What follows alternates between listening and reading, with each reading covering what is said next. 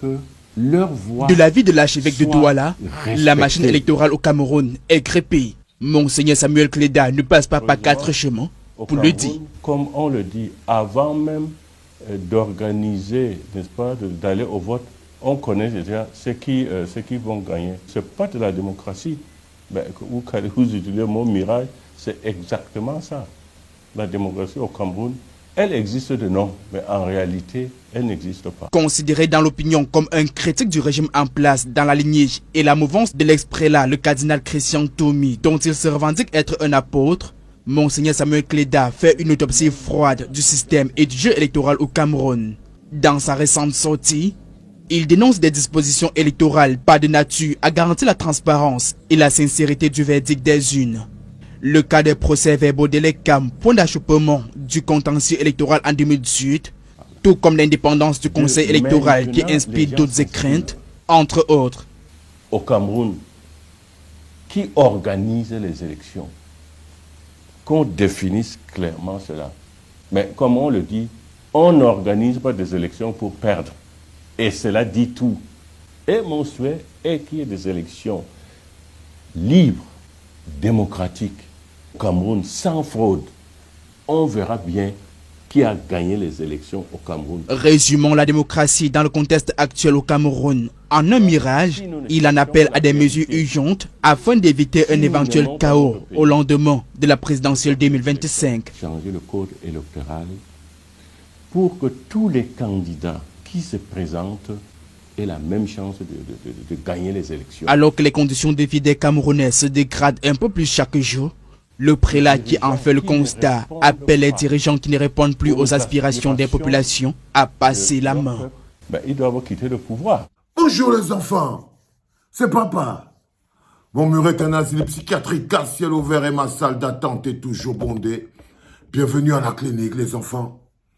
On dit que le sommet de l'arrogance, c'est lorsque tu n'entends plus les voix saintes de ton pays.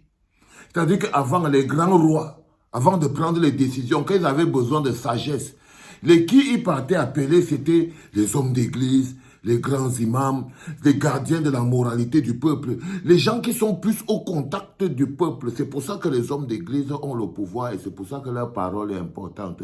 Parce qu'ils ne soignent pas seulement les corps, ils soignent les âmes et les esprits. Mais quand tu n'écoutes même plus quelqu'un qui est au niveau de l'archevêque, ça veut dire qu'on dit que quand le Seigneur veut te rendre, veut te perdre, il te rend d'abord totalement locaux. Il te rend d'abord totalement locaux. Mais le plus important, c'est toujours nous, le peuple. C'est-à-dire que si vous ne croyez pas à la parole des hommes politiques, quand ils font la peinture de la situation du Cameroun, vous pouvez quand même croire, si vous croyez en Dieu, si vous croyez vraiment que le Seigneur agit dans vos vies, si vous pensez vraiment que non, les gens comme les Monseigneur Kleda, ils ne sont pas comme les Kamto, que les gens comme les Monseigneur Kleda, ils ne sont pas comme les Cabral, eux c'est les hommes de Dieu et d'église, vous pouvez au moins croire à leur parole. Ça veut dire que si les gens comme si l'Église est déjà en accord avec les partis d'opposition, ça veut dire que vous, le peuple, vous ne devez plus être en train de réfléchir. Oui, c'est la vérité pour ceux qui se posent parfois des questions. Là, par exemple, Monseigneur Kleda donne un avis, par exemple, il dit, si vous aimez le pays, si ces gens aiment le pays, qu'ils harmonisent le code électoral pour qu'on ait des élections libres, pour qu'enfin celui qui gagne, gagne vraiment et que le peuple soit vraiment libéré. Si vous aimez le pays, ça c'est le même discours des hommes politiques. C'est le même discours de Maurice Kamto. C'est le discours de Maurice Kamto. Monseigneur Kleda est tout à fait d'accord avec Maurice Kamto qu'on vit dans un pays où celui qui organise les élections ne veut pas les perdre. Jusqu'à il a trouvé logique d'installer dans vos têtes que comment on ne peut pas organiser les élections pour les perdre. Mais non, on n'organise pas les élections pour les gagner. C'est de la tricherie.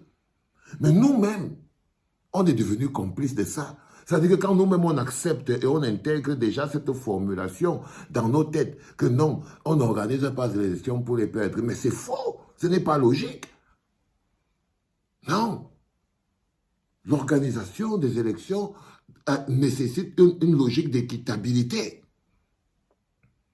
C'est pour que le meilleur gagne. Ce n'est pas pour qu'on ne puisse pas... On organise les élections pour que le meilleur gagne. On n'organise pas les élections pour qu'on ne puisse pas les perdre. Mais regardez nos cerveaux. Nous-mêmes, on a réussi à intégrer ça. J'entends souvent les gens venir écrire ça ici à la clinique, que si c'est vous-même qui organisez les élections, est-ce que vous allez organiser les élections pour les perdre? Est-ce que vous voyez jusqu'à quel niveau on a pu aller? Notre niveau de responsabilité. C'est que même au fond de nous, on fait partie du problème. Même au fond de nous, on fait partie du problème.